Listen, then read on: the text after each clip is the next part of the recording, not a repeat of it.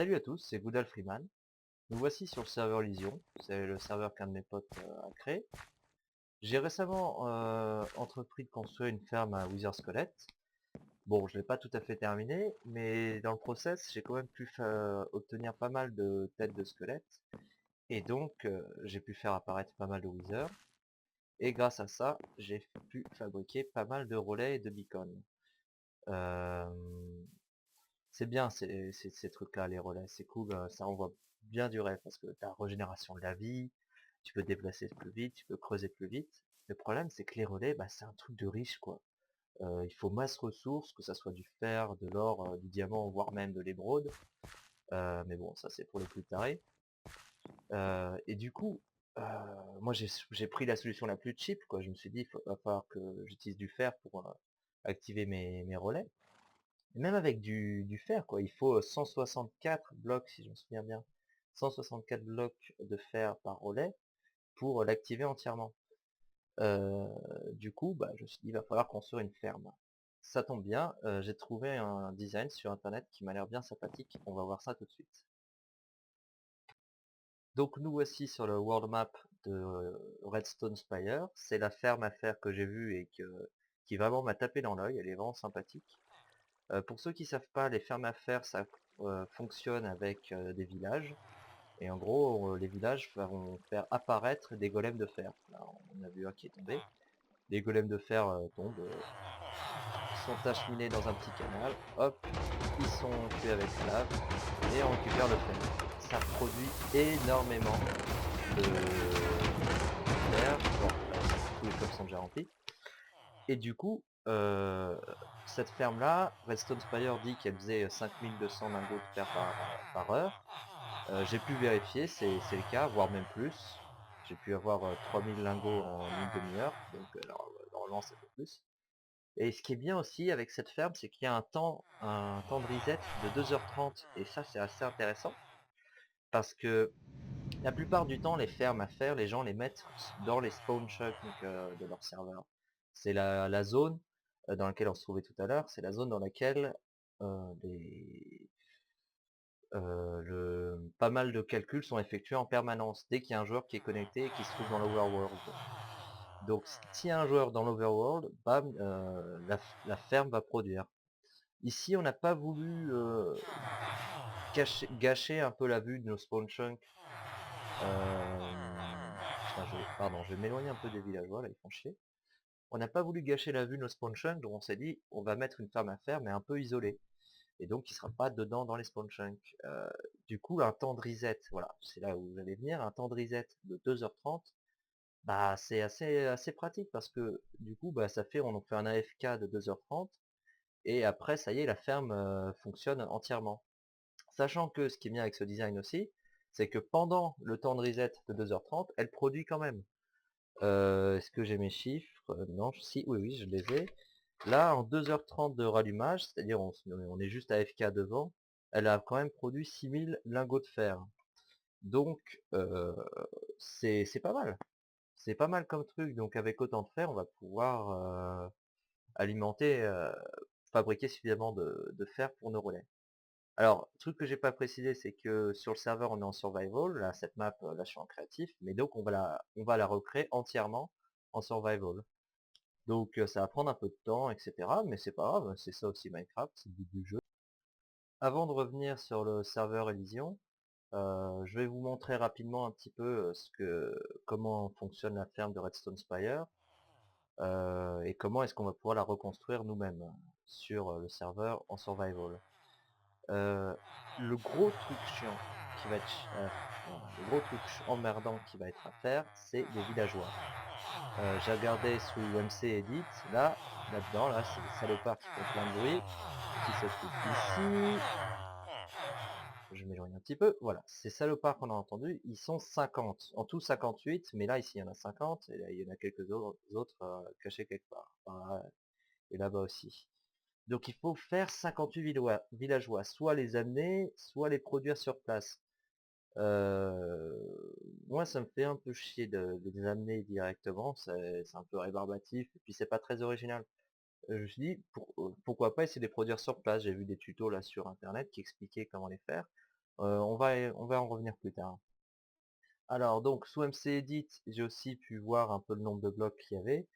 Par exemple, les slime blocks, il y en a quasiment un demi-millier, je crois, il y en a 500 quelque chose. Mais bon, ça c'est pas un problème parce que on a une ferme à slime, donc ça, pas de souci. Alors après, il y a quelque chose qui n'explique pas Redstone Spire dans sa vidéo, c'est quels blocs sont absolument nécessaires et quels blocs peuvent être remplacés. Bon, il est évident que les blocs de fer, c'est pas nécessaire que ce soit des blocs de fer. Les blocs d'or, c'est pareil. Mais par exemple, les blocs de slime, j'étais pas tout à fait sûr, mais a priori, si, il faut que ça soit des blocs de slime parce qu'il faut que ça soit transparent, faut que ça puisse voir la lumière du jour. Les jack aux lanternes, là, les citrouilles, je pense pas, je pense que ça peut être autre chose. Je sais pas encore si je vais mettre exactement des citrouilles. Pareil, le bassin, enfin dans la zone de pop des golems, il a mis des blocs de redstone partout. Sous MC Edit, là j'ai regardé, là il en a mis facile, il y en a plus de 1000 quoi. Plus de voilà, 1067 blocs de redstone, hein, j'ai regardé sur ma note. Donc 1067, ouais c'est gentil, mais il va falloir miner pas mal quoi. Donc on voit là que clairement ils sont pas tous nécessaires. Je vais aller directement dedans. Là c'est des portes en bois, les portes en bois seulement. Il y a peut-être à 2-3 endroits, voilà. Là des portes en fer, là effectivement il faudra mettre des blocs de redstone derrière. Bref. Donc gros souci, enfin grosse difficulté à soulever de cette ferme en survival, c'est qu'il va falloir avoir des villageois. Bon, donc on va retourner sur le serveur Elysium pour voir comment on s'y prépare et je vais vous emmener à l'endroit où on va construire cette ferme. Nous revoilà sur Elysium et bien évidemment il pleut. Alors j'ai coupé le son, hein, sinon ça allait être insupportable au niveau du son. Je débute un petit peu, hein, donc vous entendrez que le niveau sonore, je suis encore un peu rouillé. Bref, donc là, on va aller checker ma maison pour prendre les affaires. Et on va partir là où j'ai trouvé un bon spot pour installer la ferme. Donc là on est bien dans les spawn chunks là. Là, attends, d'ailleurs, je vais m'arrêter pour vous montrer. Hop, arrête-toi. Voilà.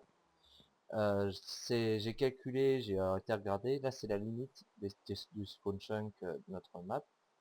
Donc voilà, tout ce qui est à l'intérieur de ce coin là, c'est les spawn chunks. Il y a un autre coin blanc comme ça, similaire de l'autre côté. Bref. Donc nous, on va construire ça un peu plus loin. Est-ce que je vais pouvoir repartir comme ça? Ouais, c'est un peu la loose. Ah, tiens, un zombie villageois. C'est con, on va en avoir besoin d'un bientôt, mais il est pas au bon endroit. Ah, est-ce qu'on va monter? Est-ce qu'on va monter? Oui. Bon, d'habitude, j'interromps pas le trajet en plein milieu. Ça marche mieux. Alors, donc, j'ai déjà préparé un petit coffre avec tout ce qu'il faut. Donc là, on a vu les slime blocks de tout à l'heure. J'ai aussi préparé un relais et les ressources ferrières pour l'activer. J'ai pris... Est-ce que je peux faire la nuit ou bien... Ah, je joue sur un serveur, donc de temps en temps, il peut y avoir des coups de lag. J'essaierai de couper ça au montage, mais bon, on verra. Bref, j'ai aussi pris de quoi faire des fermes. On verra ça pourquoi plus tard. Bref, donc on va tout prendre. Et je pense... Oula! Ah, c'est con ça, j'ai cru que ça allait pouvoir être bon à un bloc près, ça marche pas. En fait, j'ai pas besoin des œufs. Dans le doute, j'aime pas partir en étant complètement fou comme ça. Bah c'est pas grave, de toute façon on n'a pas le choix. On va y aller. Alors, hop. Donc, nous... Ah c'est bien, ça a pas planté. Nous, on se trouve, on est au point blanc, hein, on va vous apprendre en fonction des cartes. Sachant que le point vert, là, se trouve là où on était tout à l'heure. Là où je pointe mon curseur, plus exactement ici, c'est le point vert. Donc on va s'éloigner un petit peu, on va partir au sud. Et j'ai trouvé un endroit bien sympa où on va pouvoir faire notre ferme. Hop, donc on va au sud. Donc sur notre serveur, la render distance a été fixée à 10. Ce qui fait c'est donc 10 chunks de distance qui doivent nous séparer si on veut pas que la ferme soit loadée en permanence. Donc ce qui fait à peu près 560 blocs. Est-ce que je me plante pas? Ouais, non, 160 blocs. Donc voilà. Là on voit là de loin là, on voit un petit repère là, on voit que ça commence à plus charger. J'ai mis un petit arbre là, et donc là cet arbre là il est à 160 blocs de nous.